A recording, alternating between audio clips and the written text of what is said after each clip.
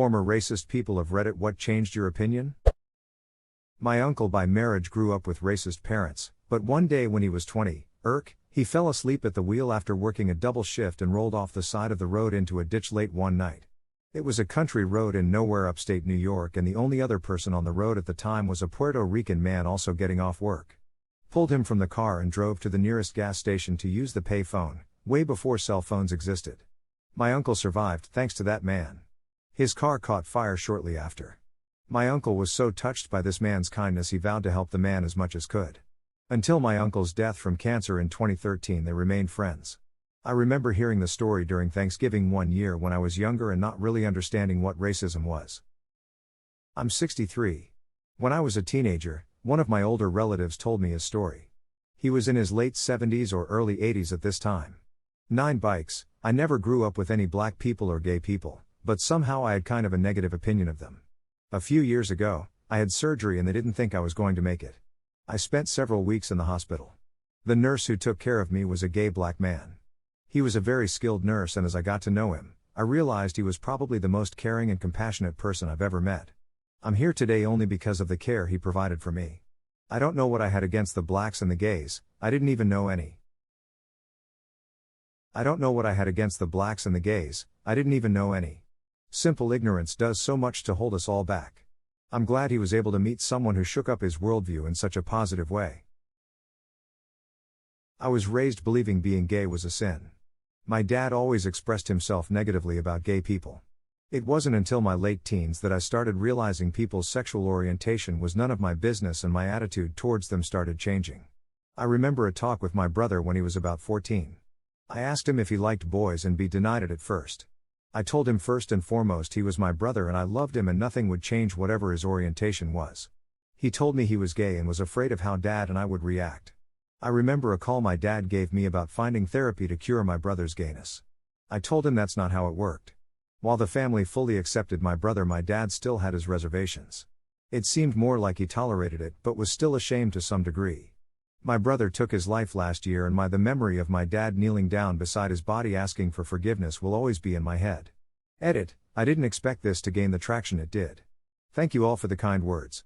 It really does help. I'd like to add that my brother didn't take his life because he was gay. He went into a deep depression and was unable to beat it. In his last letter he said he forgave those that hurt him and asked us to do the same. Many people we didn't even know showed up at his funeral to pay respects. He was loved and appreciated by all of them. Man, sorry for your loss.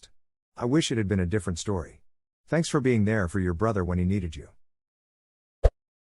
I grew up in a town where other races were practically a theoretical concept. I then went to college and realized we are all just people and suck equally. This isn't the most dramatic answer, but probably the most common. Not many people are intentionally racist. I went to school in the white area of town. As an adult, my coworkers were more diverse. I think this is why small towns tend to be more racist than cities. It's hard to understand people who are different than you or just like you. Education is the cure to prejudice and travel is a great form of education. The best thing a person can do when they reach adulthood is leave their hometown. If they come back, great, but for God's sake, see the world a little. I moved to a small town in West Virginia and then moved back home 6 months later. I didn't learn anything but the hills were gorgeous. Lamau. Saw a really good Pepsi commercial. I was raised in a really small, rural town, so it was casual racism constantly. I fell into the rhetoric, unfortunately. What changed me? Just living and traveling and listening and trying to understand. This applies for other views as well. Traveling and just listening can really open your eyes to a lot of things and on so many levels. Take care of yourselves, folks. Travel is fatal to prejudice, bigotry, and narrow-mindedness. Mark Twain. I grew up as one of the only white people in a predominantly black area. My parents drilled into me that they hate me just because I'm white and to fear them. And at the time they weren't necessarily wrong, because many of those kids were being told the same thing about me at home. I just learned from experience it isn't true. I made many friends that I still love dearly and I wish neither of us had this mindset drilled into us. Yeah, it's true. A lot of black kids are told growing up that white people want to bring back slavery. At least that was the case at my ghetto-ass school. My mom and family never really said that, Though some did and still do believe that's what Republicans want, lol. I remember when there was a white kid in my classroom for the first time in elementary. He ended being my best friend that year. A lot of the other kids were mean to him just because he was white, pretty sure he's still white. But you want to know two funny things? 1. They'd make fun of darker-skinned black kids all the time. Colorism is super deep in the black community. 2. The teacher was white and no one had a problem with her. So they couldn't even apply their hatred evenly. His family moved across the country and I never saw him again. This was back in the 90s, so there were no emails or anything to exchange. In middle school there were more white kids, so things calmed down a bit as far as I could tell. Maybe it was people growing up or maybe a combination of things, like just being around other types of people.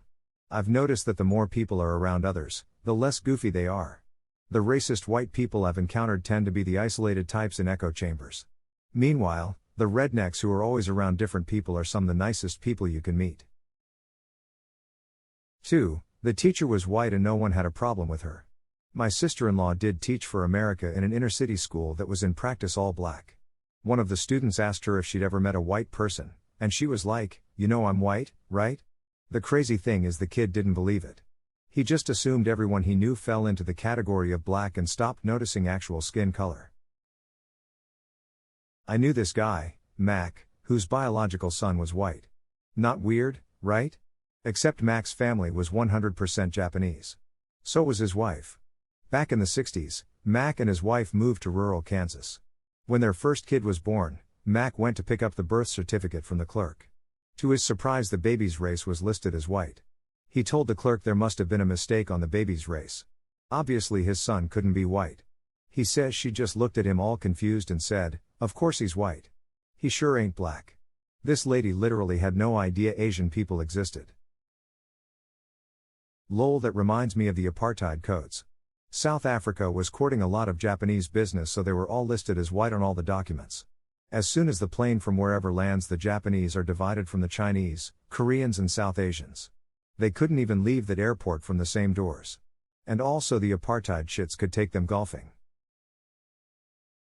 The Hispanics did a similar thing in segregation-era America. They petitioned the courts to be white, so they couldn't be discriminated against with segregation, which is why I'm pretty sure a lot of government forms ask if you're Hispanic separately from the race question for some reason. Not me, but my dad's story. In the 1970s, my dad was in elementary school, said he had always thought African Americans were just different. So one day Hess standing in line, and there was two African American brothers standing behind my dad when my dad turns to the younger brother and calls him a racist term. I don't remember which one. The older brother turns to my dad, winds up and punches him straight in the face. He said he was bleeding, it hurt like hell, and he was crying, but ever since that day he knew they were just like everyone else because that's exactly what he would have done. Mother Ducker literally punched the racism out of him. This one time, violence and racism.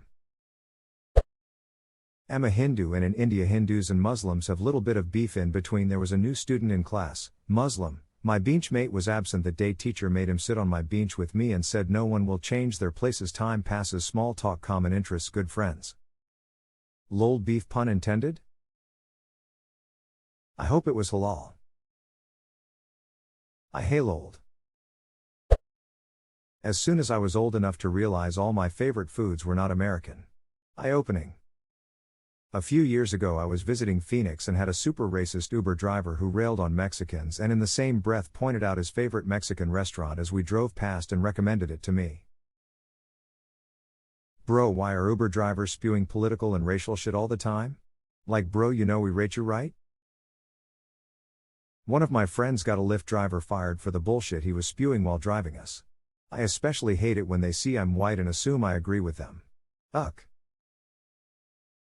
I'm a driver for Uber, and when Jay first started had an older white hug so that if I have TK here that rap music with N in it, then I get to say it whenever I want to.